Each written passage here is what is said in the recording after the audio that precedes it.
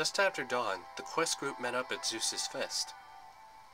Chiron, Quintus, and Mrs. O'Leary stood with the other campers who all came to wish them well, but there was too much activity to feel happy. Chiron had made it clear that the entrance to the labyrinth had to be guarded at all times. So he had Beckendorf and some other campers set up a line of defense just in case. Since they had no idea what they would encounter, Grover was once again dressed in his human disguise. He had his favorite hat on to hide his horns and pants to hide his goat legs. Before they were off, Percy asked Chiron if he could tell him something in private, so they walked out of earshot. "Can I ask you a favor?" he asked Chiron. "Of course, my boy." He told them about his dream with Luke and Kronos and what they were planning and the bargain that they mentioned. "I feared this," Chiron said. "Against my father Kronos, we couldn't stand a chance in a fight." "Do you have any idea what they meant about a bargain?" Percy asked. "I'm not sure, but I fear they seek to make a deal with Daedalus. If the old inventor is truly alive, and if he hasn't been driven insane by his isolation for this long, either way, Kronos can find ways to twist anyone to his will." "Not everyone," Percy promised. "Yes, you're right. Perhaps not everyone," Chiron said, smiling. "But beware, Percy. I feared for some time now that Kronos may seek Daedalus for other reasons, not just passage through the maze." "What else could he want?" Percy asked. "Something me and Annabeth were discussing before. Do you remember what you told me about your first trip to the Princess Andromeda, the first time you saw the golden coffin?" "Yeah, Luke was talking about raising Kronos, little pieces of him appearing in the coffin every time someone new joined his cause." "And what did Luke say he would do when Kronos had risen completely?" A chill went down Percy's spine. "He said they would make Kronos a new body worthy of the forges of Hephaestus." "Indeed," Chiron said. "Daedalus was the world's greatest inventor. He created the labyrinth, but much more. Automatons, thinking machines. What if Kronos convinces Daedalus to make him a new form?" That was a really unpleasant thought. "We've got to get to Daedalus first," Percy said, "and convince him not to." Chiron stared off into the trees. "One other thing I do not understand. This talk of a last soul joining their cause." Percy kept his mouth shut. He felt guilty, but he already made the decision not to tell Chiron about Nico being a son of Hades. But he was worried about the mentioning of a last soul part. What if Kronos knew about Nico and tried to make him turn evil? It was almost enough to make him want to tell Chiron. But he didn't for one reason. He wasn't sure Chiron could do anything about it. He had to find Nico himself and explain things to him and make him listen. "I don't know," he said at last. "But there's something Juniper said maybe you should hear." He told Chiron everything Juniper told him. "That does not surprise me," he replied. "You mean you knew?" "Percy, when Quintus showed up at camp offering his services, well, I would have had to be a fool not to be suspicious." "Then why did you let him in?" "Because sometimes it is better to have someone you mistrust close to you so that you can keep an eye on him. He may be, just as he says, a half-blood in search of a home. Certainly he has done nothing openly that would make me question his loyalty. But believe me, I will keep an eye out." Annabeth trudged over, probably curious about what was taking so long. "Percy, you ready?" "Yeah," he said. "Let's get going." They walked up to the pile of rocks, and Percy felt his pocket where he kept the ice whistle. Then he looked over and saw Quintus watching him carefully. He raised his hand in farewell. "Our spies report success," Luke had said. The same day they decided to start a quest, Luke had already known about it. "Take care," Chiron told them, "and good hunting." "You too," Percy said.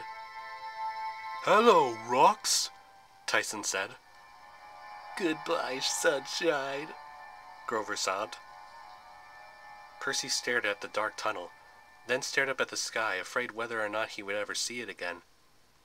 Then he crawled through the opening, and the four heroes descended into darkness. Once they were inside, the tunnel had changed. The pitch-black cavern Percy and Annabeth had stumbled into before was now replaced with a red brick hallway. Annabeth tried her best to guide them, and she had this idea that they should stick to the right wall. "If we keep one hand on the right wall and follow it," she said, "we should be able to find our way out again by reversing course." Unfortunately, as soon as she said that, the right wall moved, disassembled, and revealed 4 different exits. Which way did we come in?" Grover said, nervously. "Just turn around," said Annabeth. But when they did, it was just as confusing. It was ridiculous. None of them could decide which way led back to camp. "Walls are mean," Tyson said. "Which way now?" Annabeth pointed her flashlight in one of the tunnels.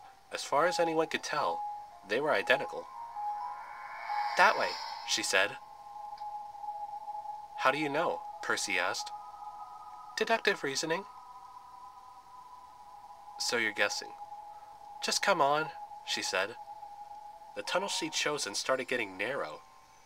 The walls turned to gray cement, and the ceiling got so low that pretty soon they were all hunching over. Grover's hyperventilating was the loudest in the maze. "I can't stand it anymore," he complained. "Are we there yet?" "We haven't even been down here for like 5 minutes, Annabeth told him. "It's been long enough," Grover insisted. "And why would Pan even be down here at all? This is the complete opposite of the wild." They kept shuffling forward. Just when they thought the tunnel would get small enough to squish them, it had opened into a huge room with an old fountain. But they were not alone.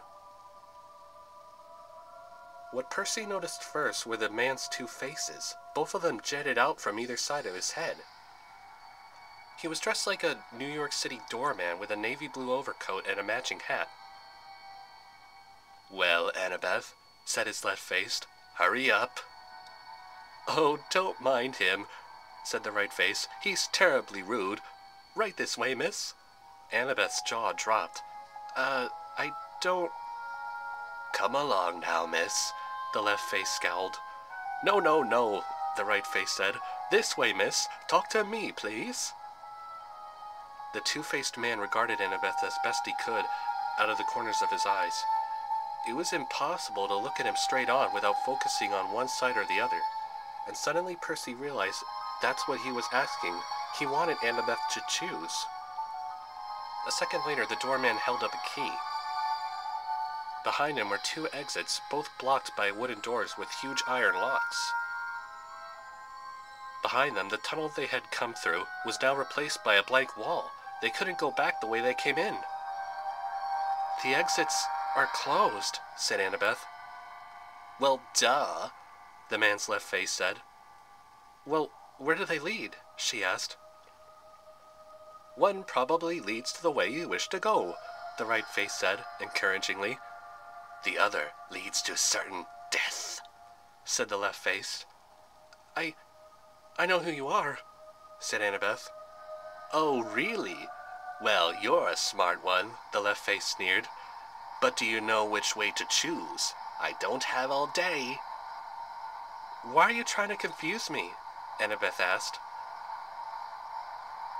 "You're in charge now, my dear," said the right face. "All decisions are on your shoulders. That's what you wanted, isn't it?"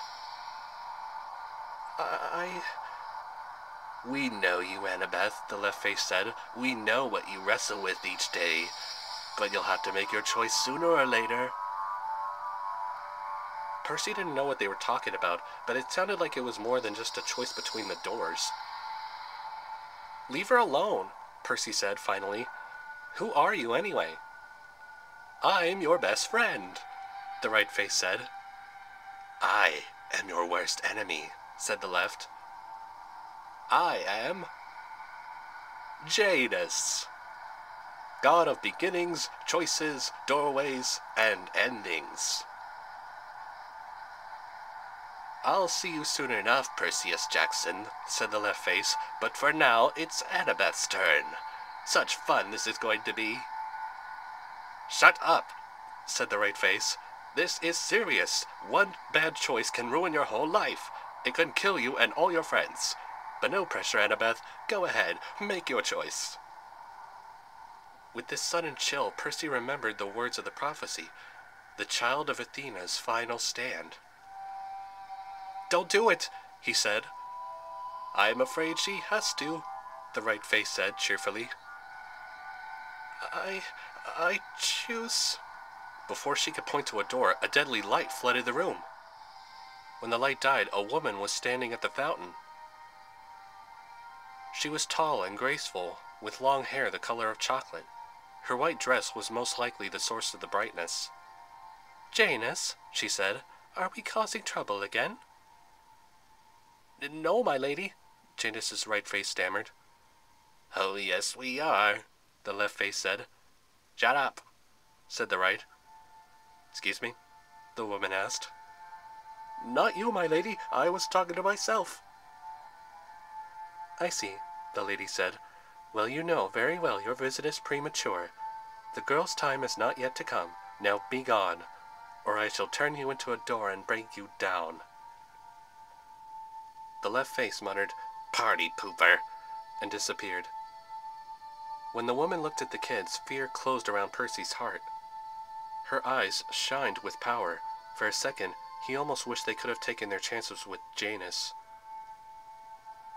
But then the woman just smiled and said, You must be hungry. Come, sit with me, and we can talk. Percy wasn't sure how long it had been there, but he was pretty sure the woman just made a picnic table appear out of thin air while they weren't paying attention. Not to mention the table was filled with sandwiches. Then Percy finally realized he'd seen her once before on the Council of the Olympians. They hadn't paid much attention to each other at the time, but he knew right away that this woman was Hera, Queen of Olympus, bride of Zeus, goddess of marriage and family. He didn't remember her acting so normal, maybe because now she wasn't on Olympus, but now Hera acted like a regular mom. She served them sandwiches and poured lemonade. Grover, dear, she said, use your cup, don't eat it. Yes, ma'am, Grover said. Tyson, you're wasting away. Would you like another peanut butter sandwich? Yes, nice lady, Tyson said. Queen Hera, Annabeth said, if I may ask, what are you doing in the labyrinth? Hera smiled and said, Why, I came to see you. Percy and Grover exchanged nervous looks. Usually when the gods come looking for you, it's not at all in the goodness of their immortal hearts. It was usually because they wanted something. Well, I thought you didn't like heroes, Annabeth said. Is that because of my little misunderstanding with Hercules? Honestly, I get so much bad press because of one disagreement. But didn't you try to ruin his life, like dozens of times? Annabeth asked. That's water under the bridge, my dear. Besides, he was one of my loving husband's children by another woman. I'll admit my patience were thin, but Zeus and I have had some excellent marriage counseling sessions since then. We've aired our feelings and come to an understanding, especially after that last little incident. You're talking about Thalia, Percy guessed. But immediately, he regretted even mentioning their friend's name in front of the goddess because her eyes focused on him sharply. Percy Jackson, isn't it? One of Poseidon's children. He got the feeling she was thinking about a word more insulting besides children. As I recall, I voted to let you live at the winter solstice. I hope I voted correctly,